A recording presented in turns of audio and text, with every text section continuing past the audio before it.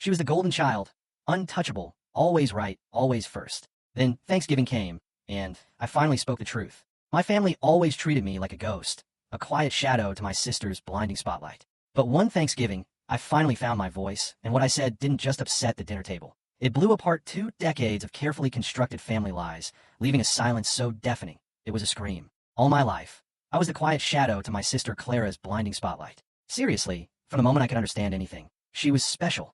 I was 11 when I first noticed it. My sister Clara got a bigger slice of cake always. When I asked my mom, Eleanor, why, she just smiled, patted my head, and said, "Because she's special, honey."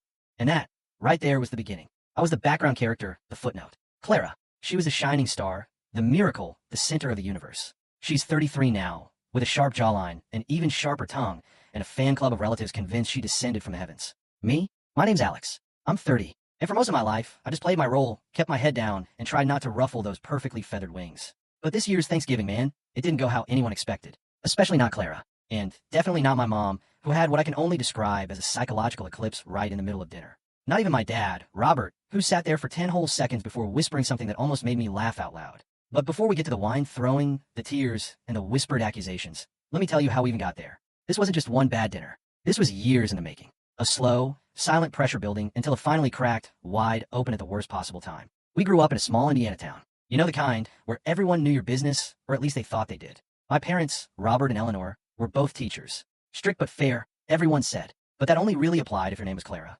Clara could do no wrong. Straight A's, ballet, honor societies, every single magnet-worthy accomplishment was hers. When she walked into a room, my parents practically stood at attention. She didn't just bring home report cards. She brought home prophecies. Clara is going places. Clara's going to be a doctor. Clara's going to change the world. Meanwhile, if I brought home a B+ in algebra, I got the look and a reminder that I needed to try harder. Look, I wasn't a bad kid. I kept to myself, got decent grades, played guitar, worked at a bike shop, but I wasn't spectacular. Not in their eyes. And maybe that would have been fine if they just treated us equally. But they didn't. Not even close. I still remember one Christmas. Clara was 15, I was 12. She opened her gift, a brand new, sleek white MacBook.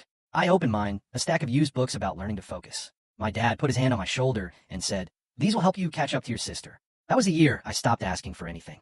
Fast forward to college. Clara went to Northwestern, full ride, pre-med, fancy internships, the whole package. I applied to a small state school with a good computer science program. Got in, no fanfare. When I told my parents I was majoring in computer engineering, my mom blinked and said, "Oh, but Clara's working in oncology. Isn't that exciting?"